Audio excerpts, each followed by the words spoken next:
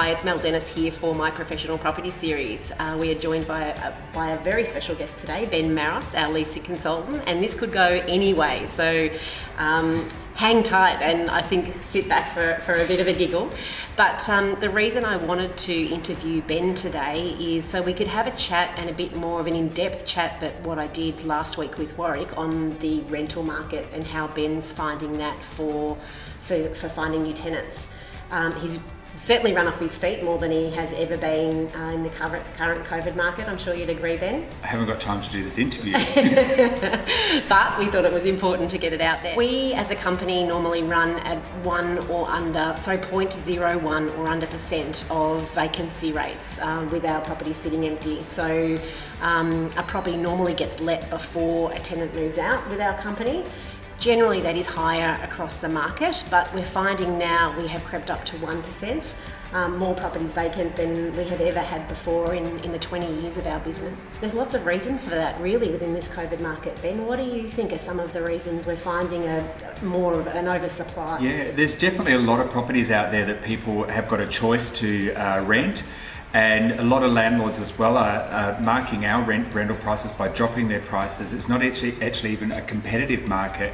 It's more than competitive, that people are actually bringing their prices down lower than what they ever used to be to get their rent, to get a tenant in rather than have it empty. And some people are lowering their rent for the first 6 months, like we are, to get the tenant in and get them over this period and then get them up to the rent that we were used to getting for them.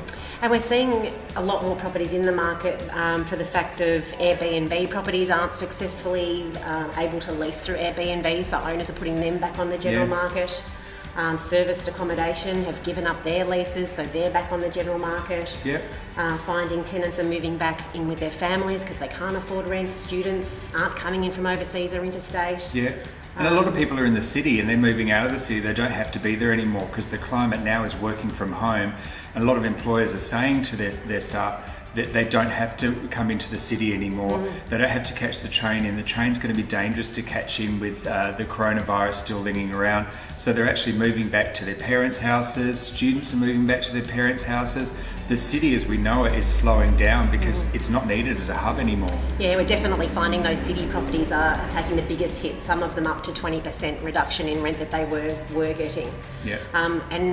Lots of people don't want to live in the city, they're just living there for work, and now they're finding they can successfully work from home from either a country property they already have, or we're seeing a lot of people do sea changes and tree changes now because they just don't need to live in the city anymore. Come in for a day a week or whatever it might be, but certainly not having to be there full time has seen that big influx of properties.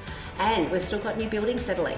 So we've got a new property coming up in the next 4 weeks in a city apartment that will be really interesting to see how that one goes, because there's a lot of investors in that building trying to lease out with all of the other stock that's on the market too. Especially when it's a brand new one. It's competing with a property that perhaps needs a bit of a refresh, a repaint or whatever. So people can see it on the web and they can see one property that might need a touch up and this brand new one, and they're about the same price.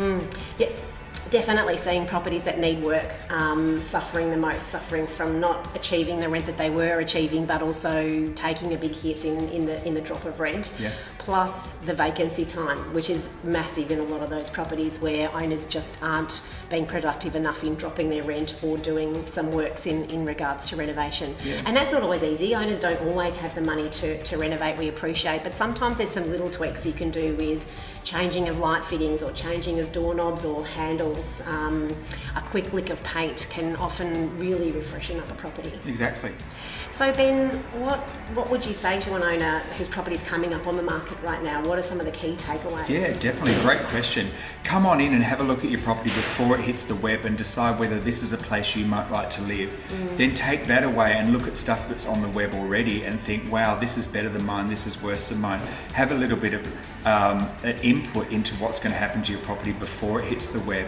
That way it doesn't sit online for a while and tenants wonder, what's wrong with this property? I've seen this property online for the last 4 weeks.